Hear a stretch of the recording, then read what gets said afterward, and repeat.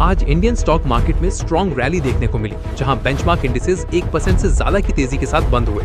नमस्ते दोस्तों, Sensex 919 points या 1.20% चढ़कर 77,550.25 पर क्लोज हुआ, जबकि निफ्टी 50 276 पॉइंट्स या 1.16% बढ़कर 24,050.60 पर सेटल हुआ।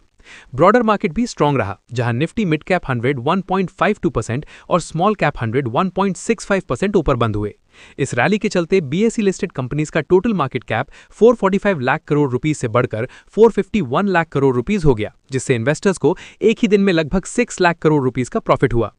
मार्केट में बाइंग का major trigger US Iran talks को लेकर ऑप्टिमिज्म रहा, जहां वीकेंड पर इस्लामाबाद में मीटिंग शेड्यूल्ड है और यूएस डेलीगेशन को vice president JD Vance lead कर रहे हैं। ट्यूसडे को सीजफायर अनाउंस हुआ था, लेकिन टेंशंस अभी भी बनी हुई हैं, क्योंकि ईरान की तरफ से कुवैत में ड्रोन अटैक्स की रिपोर्ट्स आई हैं और इजराइल ने लेबनान में हिजबुल्लाह पर स्ट्राइक्स की हैं, जिससे सिचुएशन फ्रेजाइल बनी हुई है।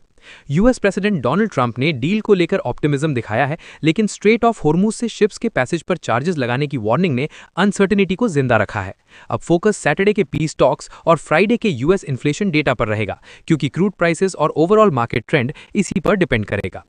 ग्लोबल क्यू सपोर्टिव रहे, जहां ओवरनाइट यूएस मार्केट्स में S&P 500 और नैस्डैक में गेन्स के बाद एशिया में जापान और साउथ कोरिया के इंडिसेस सेशन के दौरान लगभग 2% तक चढ़ गए।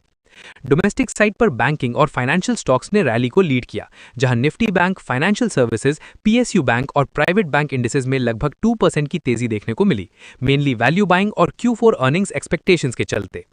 अब बात करें मंडे की आउटलुक की, तो निफ्टी ने साइकोलॉजिकल 24,000 लेवल के ऊपर क्लोज दिया है, जिससे बुल्स का कंट्रोल स्ट्रांग बना हुआ है और शॉर्ट कवरिंग रैली आगे 24,300 से 24,500 जोन तक एक्सटेंड हो सकती है, लेकिन यहां से पूरा गेम वीकेंड डेवलपमेंट्स पर डिपेंड करेगा।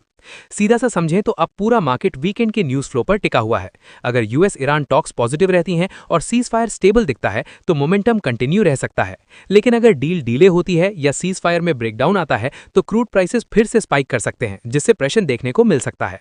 इसी बीच वॉलेटिलिटी का ट्रेंड भी इंपॉर्टेंट रहेगा, क्योंकि इंडिया विक्स वीक में लगभग 25% गिरकर 19 के आसपास आ गया है। अगर ये लो रहता है तो स्टेबिलिटी बनी रहेगी, वरना सडन स्पाइक से मार्केट में शार्प स्विंग्स भी आ सकते हैं। इसलिए मंडे का पूरा डायरेक्शन एक ही चीज डिसाइड करेगी, वीकेंड डेवलपमेंट्स, और इसी के बेसिस पर मार्केट में या तो कंटिन्यूएशन रैली या फिर सडन प्रेशर देखने को मिल सकता है, जिससे मूवमेंट कंट्रोल्ड होने के साथ साथ